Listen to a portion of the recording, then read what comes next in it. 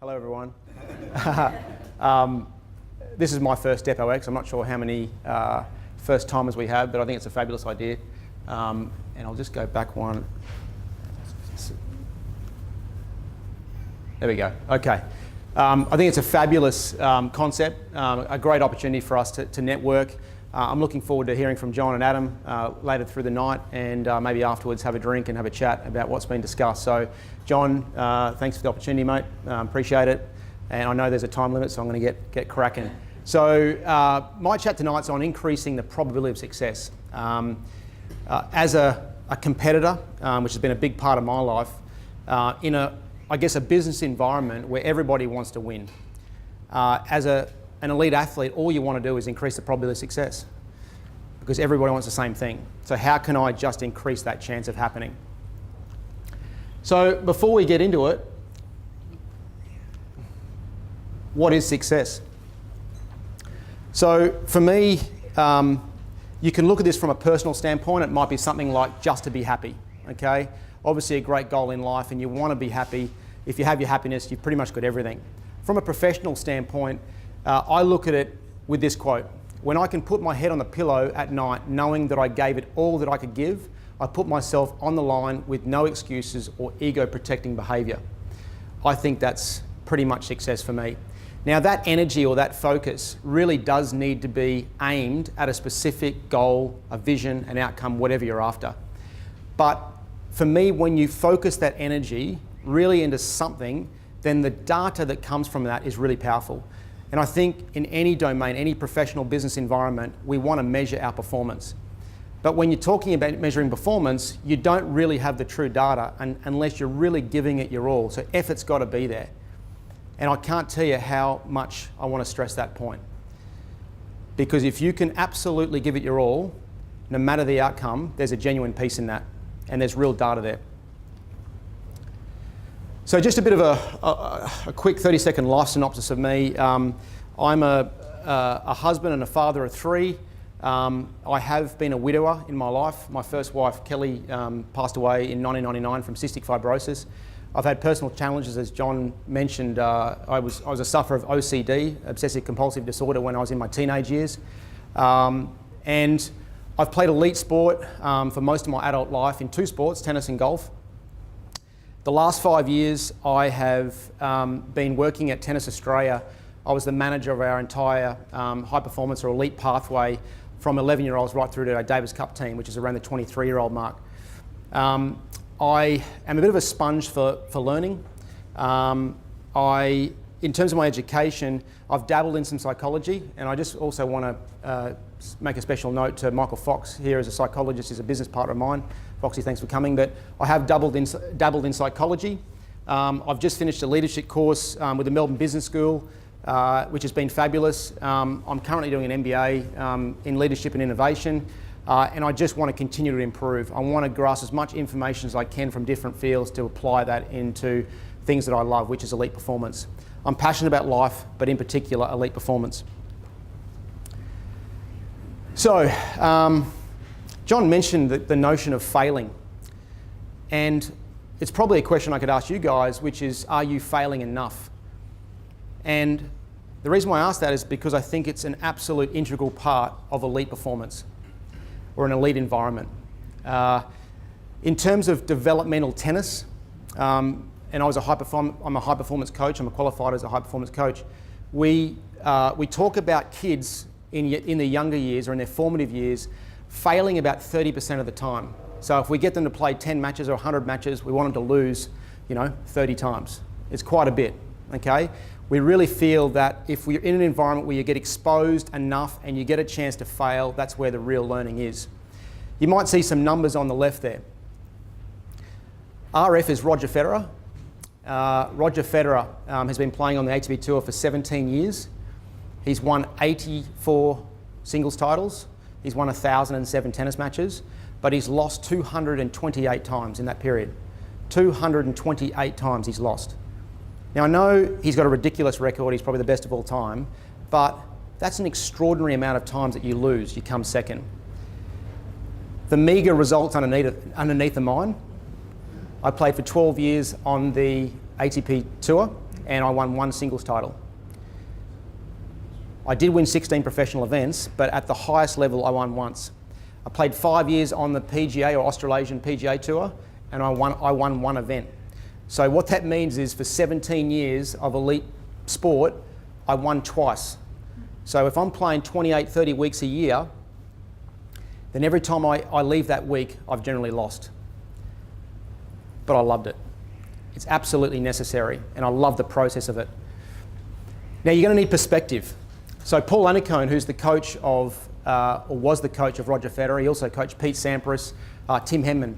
He speaks about Roger Federer's understanding of perspective and the process of competition, the process of continuous improvement.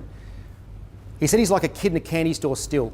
Even after 17 years on the tour, he loves to be out there. He loves to go around the world, playing a sport that he loves. He's inspired by new cultures, new people, new experiences. He just loves to be out there, and he's always trying to get better. And that perspective is an unbelievable grounding for that continuous improvement, or that evolution of how do I get better day in, day out. I love to compete. I talk to kids that I've coached, I talk to a lot of people about the emotions that come with it. And when you put yourself in an environment of competition or a performance event, there's nerves. You know, you get dry mouth, sweaty palms, you might feel like you're going to choke, get anxious. There's a whole range of emotions. You maybe can't eat breakfast in the morning if you're going to compete, whatever it is. But if you actually take a lot of those things away, it's going to be boring. So I'm a big believer in absolutely embracing the feeling of competition, embracing the emotions that come with it. It's part and parcel. And if you take it away, we wouldn't be bothered to do it. Love it. And I'm also a huge believer in this notion of emptying the tank. There's a real peace in when you give it your all, and if you fall short of the outcome, there's just a genuine realization, you know what, I can't do any better, but I can do better tomorrow.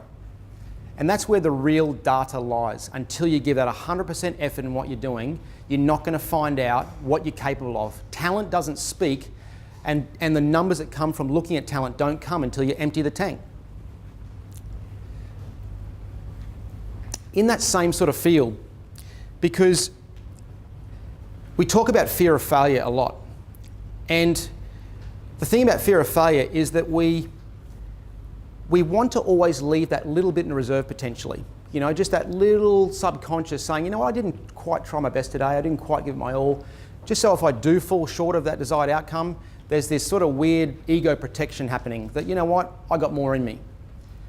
But if we are willing to give our all, I think this is being vulnerable in all domains. And I think that being vulnerable is one of the most powerful qualities that we can possess as human beings. And I think it leads to a lot of things. I think if you're willing to expose yourself in every domain, it's going to build stronger relationships, whether it's as a husband or a father or as a friend. I think that you're going to be a better leader. I know I'd like to be led by someone that is a human being, not a robot. They don't know all the answers, that they share their feelings, their fears, and you know what might come and what the future might look like, and experience those kinds of emotions with them. That's how I would like to be led. I want people to be vulnerable. If you want to be a better competitor, being a great competitor is about exposing yourself. If you're not willing to expose yourself, I don't think you can be a better competitor. Risk-taking. If that platform of, I guess, that I'm comfortable in myself, so that my self-worth is not going to be affected by an outcome, then I'm willing to take more risks. I'll stretch the envelope of risk-taking, because if I want to get somewhere, I'm going to have to push the envelope. But if I know if I fall short, that's okay. I'm still comfortable with who I am. It's a platform of just, I'm happy with who I am. And I think it's real performance. And there's also that real data, as I spoke about. So if we're willing to fail or put ourselves in a situation where we are going to fail a lot, and we love competition and we're willing to be vulnerable, then it's really going to come down to how well we do it under pressure, under the pump. You might know this principle. It's from Jim Collins' book, Good to Great, and it's the Hedgehog Principle. And I love it because I think it's really relatable to sport. And I look at this as someone like a Rafa Nadal. I'm not sure if there's tennis followers in the room, but Rafa Nadal for me is the quintessential kind of person, athlete, competitor that fits this model. And if you compare a Roger Federer to a Rafa Nadal, Roger Federer actually has a lot more in his bag in nearly every domain possible, but Rafa wins more often. And there is a tyranny of talent that exists. The more skills, the more talent you have, the more choice you have. And under the heat of battle, under the moment, then sometimes those choices get confusing. Which one am I going to choose?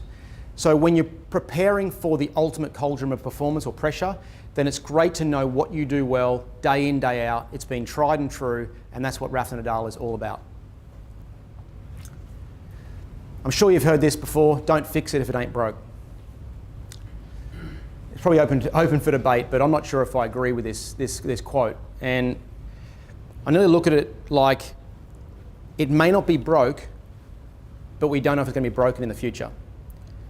And I think that when we're talking about looking for great people to be part of our team, whether we're part of an organisation and we want to attract the best talent, whether we're on a sporting team, we want to attract the best talent, that's great. We want to have a great induction process and a great talent scout sort of operation that's going to attract those people, and that's part of your selection. But over time, what does that look like? We have an obligation as managers, as coaches, as leaders, to develop that talent over a period of time so that when that moment comes under the ultimate scrutiny, you've done the work. And I think there's a couple of good models. And I love the SAS soldiers. I don't know if you enjoy that side of education, but for me, it's amazing the rigorous process that they put our best soldiers through to even apply, and then once you even get in, the process in which they have to go through to even be selected, and there's no guarantee they even make it. Because ultimately, when they're going to be asked serious questions, when the worst possible moment is asked of them, they want to know that people are ready to go. I put myself up there against Roger Federer because we saw the stark contrast in careers. But I want to say that in 2003, I actually had 7 match points on Roger Federer. It was just after he won Wimbledon, and I lost 12-10 in the third set breaker. And I walked off with that ultimate feeling of peace because I knew I did everything I could, and he was just better. But on that particular day, I was 1 point away from beating possibly the best player of all time. But our careers are incredibly different. I'm nowhere near the player that Roger Federer is. And I can honestly look back in my time and I can pinpoint specific individuals that were responsible for my development and could have made different decisions that might have made a difference. Now, that's not playing the blame game because I'm ultimately responsible. But as a coach now, I can look back on specific moments and go, you know what? There was things that, as a coach, the things that I know now, I could have made different decisions that might have changed the course of my destiny. And I think that this is just around what's the future look like. We have a purpose to not only select people, but we have to develop and prepare them for what's coming. When you're under the pump, when you're asked serious questions in whatever performance event it is in your field, you don't want that little voice to be asking questions that I'm not prepared. And I've always found I've never been able to trick my subconscious when it really counts. I've never been able to do that. It's very, very hard when you ask the ultimate question. If you haven't put in the time, you haven't prepared for that moment, then it's very hard to step up to the plate and make it happen. So preparation is so critical. For me, this is where the magic lies, in culture. Now, even though I play in an individual sport, I still have a team around me, or did play in an individual sport. I had a team around me. You have coaches, you have doctors, you have nutritionists, you have psychologists, you have a whole range of people that are part of your team. But I've also been part of teams, whether it's at a Davis Cup level, at Tennis Australia. I've also been immersed in a lot of great sporting teams, even like Hawthorn, one of the great AFL teams down south. And for me, this is where it is. This is where the magic lies. Great culture, for me, is one of the greatest vehicles for making things happen. And you want to make sure that the vision or the purpose, the ultimate reason for being is clear. Everyone knows what that looks like. The values, the behaviours, the action plan that sits underneath that is absolutely crystal clear. Everyone on board on the same team knows what that's all about. And you also want to have a situation where The performance review is frequent. It's accountable. And when you can stand shoulder to shoulder with people in the same environment that have the same goals, aspirations, and are like-minded, then great things happen. You don't want the leader, the coach, the manager to be the only one accountable. Everyone's accountable. And this is where I think magic is in the culture. So how do you create a great environment? I love this. I don't know if you've seen this, but this was a YouTube thing that went around. And for me, it's a classic example of how people had a clear vision or a purpose of what they wanted to try and achieve. And that was they wanted people to take the stairs other than take the escalator. Pretty clear. You know, why do people who are, you know, not handicapped want to go up an escalator? We want to take the stairs, be more active, you know, it's health and well-being. So they created an environment where they'd make that happen. No rules, just a set of stairs that play music. It's visual, it's engaging, and people engage with the stairs. Brilliant. So people choose to go up the stairs and play music and have fun as they go up and down the stairs, and you get exercise at the same time. This is pretty much coaching 101. Okay, it's called implicit coaching. We don't want to be yapping all the time and be explicit coaches, managers, leaders, create rules and you know, this is how you do it. Create an environment in which that happens. This even goes down to being a parent. And a funny story is I've got a 7-year-old son, Jaden, who loves sport, you know, cricket, soccer, etc. And if anyone's got some sons who play cricket, you'll notice they like to pull the ball a lot, you know, onto the onside. You know, they're just cross-bat sloggers. And my son's one of them. And we go to the beach, and I'm so mindful in my experience of being in elite sport and dealing with parents and whatnot, I don't want to be one of those parents.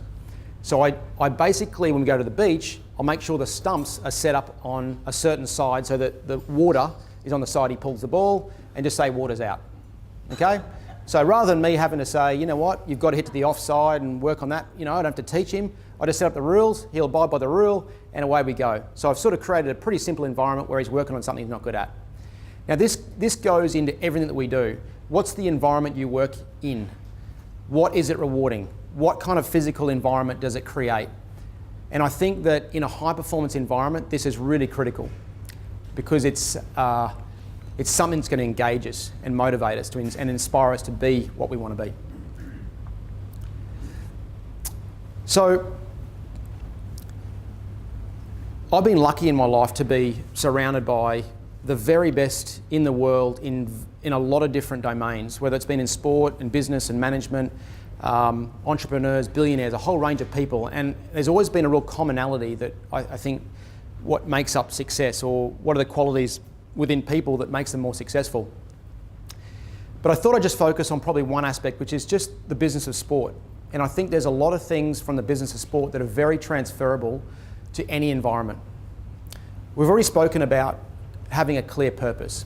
It's very easy in sport in some ways because it's about a result, you know, win, loss, it's a time, it's a distance, whatever it is, it's some kind of measurable thing. But the purpose in sport is very, very, very clear. And I think any environment needs that to thrive. Performance plans. Now, I was part of an organisation like Tennis Australia for 5 years. You know, it's a big sporting organisation, $180 million turnover, 250 staff, runs an Australian Open, which is massive, and it's a business, it's an organisation. And for me, getting a PDR once every 12 months, honestly, is a joke. And I don't mean that to offend anyone, but coming from an environment where we have a cycle of performance that is so ongoing and being asked the same question day in, day out, and you have this cycle of train, compete, you know, reflect, analyse, adapt, etc. To get a performance review once every 12 months, for me, just isn't good enough. And I think that we need to create an environment where every individual, every stakeholder has a performance plan. It's detailed. What do we need to do to get better? I've already spoken about that microscopic kind of analysis that goes on, and it is very important. Whatever your bottom line is, whatever it is, what makes up that bottom line? Whether we win, we lose, we come second, we have a profit and loss sheet, whatever it is, what makes up the numbers?